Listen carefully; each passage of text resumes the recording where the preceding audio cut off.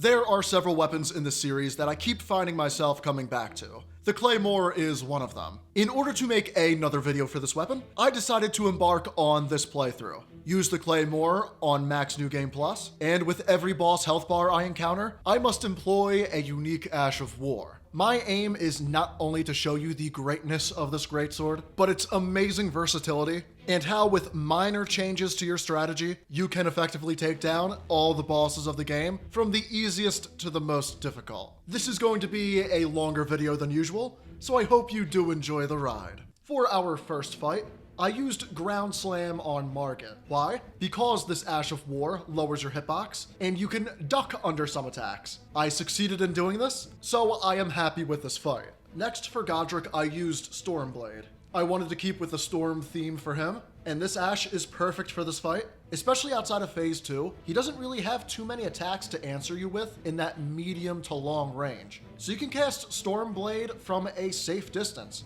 Or if you're feeling aggressive, use the Ash right up next to him for additional damage as you hit with the projectile and the sword. Next on Red Wolf, Royal Knight's Resolve. Without buffing too much, an RKR charged heavy will take out more than half of this boss's health. Which brings us to the first truly intentional Ash of War selection. Stamp Upward Cut on Renala. She, along with Melania, is easily knocked up in the air by some more powerful Ashes. With the use of Upward Cut and chaining in some heavy attacks, you can almost but not quite stun lock Renala. She will be able to get out some attacks, but you will be the one controlling the tempo, and this fight will end quickly. Then, for Karya Manor, the Loretta Ghost fight is on top of a reflecting pool, and since you're fighting a Spectre, status effects won't come into play here. I was thinking of using Lightning, but I chose Spinning Gravity Thrust instead.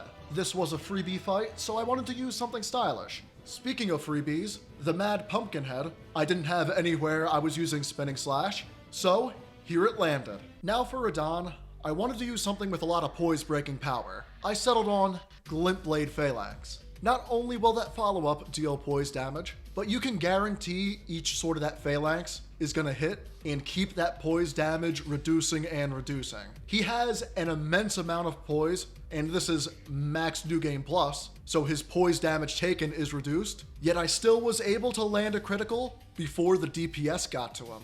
Following Ronnie's questline, we have Mimic Tier. Flame Skewer is a fun Ash to use on NPC enemies. The Mimic Tier doesn't quite understand the range needed to cast this spell at, so if you bait out their move, you can follow up with a Flame Skewer of your own and deal decent damage. Estelle is in an underground cavern covered in water, so to take advantage of the reduced damage negation for lightning, I thought Thunderbolt would be fun, but in actuality, it wasn't that great. Perhaps Lightning Slash would have been better, so I could buff the Claymore moveset and attack him with that. But Thunderbolt wasn't bad for keeping poise down, even though I did fumble the bag and let him recover poise a couple times throughout the fight.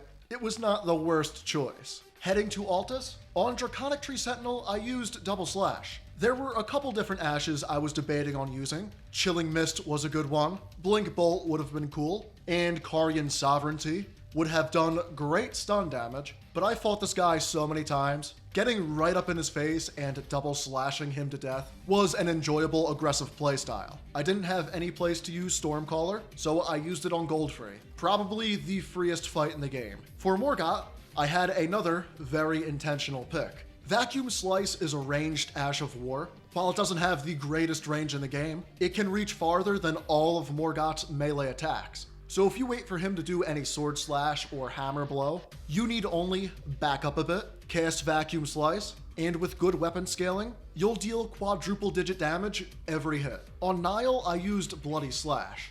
This adds range to your weapon attack, and is decent for taking out the knights and Nile himself. I also used a poison infusion instead of a blood infusion. Probably should have stuck with blood to accentuate the bloody theme, but hey, the poison did tons of damage. Overall, it's a pretty hard-hitting Ash of War. Speaking of blood, I had to use something blood-related for Moog. His Nihil, even with the Purifying Tear, will damage you, so by using Blood Tax, we can regain some of that HP and more. This is a quick multi-hitting attack, and on every hit you land, you regain a little bit of HP. And if you use a Blood Infusion, the Lord of Blood is very weak to blood loss. Equip that Lord of Blood's Exaltation to increase your DPS multiple times throughout the fight.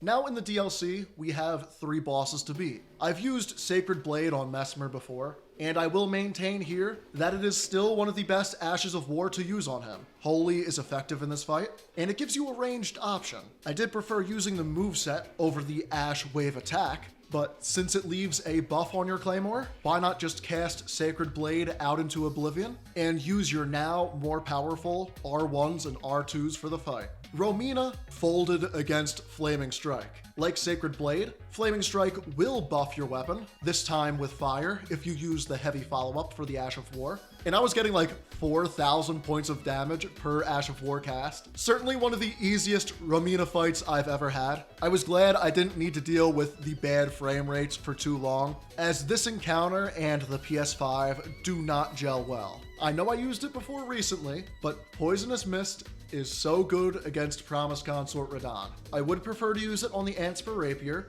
but with a Bleed Infusion and casting the Ash of War whenever the status effect runs out, you can keep Poison and build up Bleed at the same time on nearly any weapon. The Claymore has the Claymore moveset, so you also have access to thrusting attacks, making this a rather effective weapon against the final DLC boss. Back to the base game, Loretta in the Halig tree moves around a bit, so I wanted something fast that can get me forward quickly.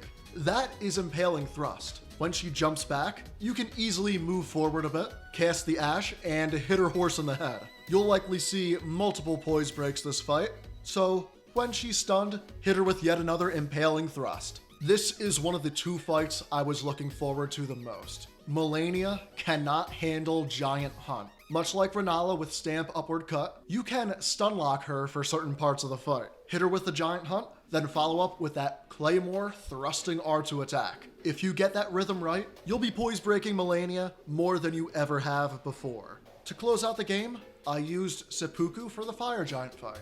The blood loss didn't come in much handy, as after you break his ankle guard, phase 1 is pretty much over, and after you throw 2 giant rot pots at him, phase 2 is also pretty much over. So this was less the Ash of War, and more knowing the strategy of how to take down Fire Giant. The biggest disappointment of this run was Ghost Flame Call on the Godskin duo. I was running a heavy infusion, so perhaps I should have respect into an intelligence build, but compared to good old Death's Poker, this was trash.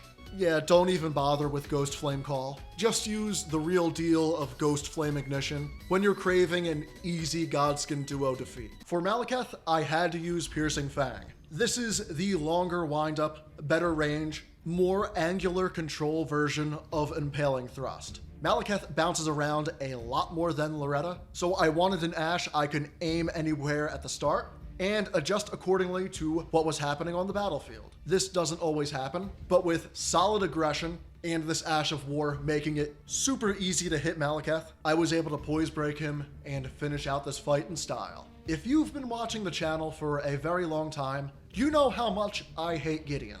So to absolutely style on him, I used the Crucible Wings Ash of War. I had solid defenses, so I knew I can take a hit or 2 with this hyper armor.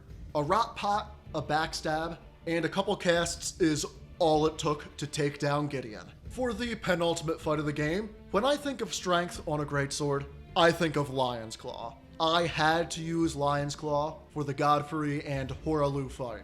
There are plenty of opportunities if you know how to circle around Godfrey, where you will have more than enough time to cast Lion's Claw. I even tried to finish off this fight in style and kill him with a Lion's Claw as he was charging me in phase 2, but I ended up getting grabbed. Yet, thanks to my great defense and armor and the Opaline Heart Tier, I was not one-shot. Other than that, easy fight. Finally, for Radabeast, I love the Claymore moveset.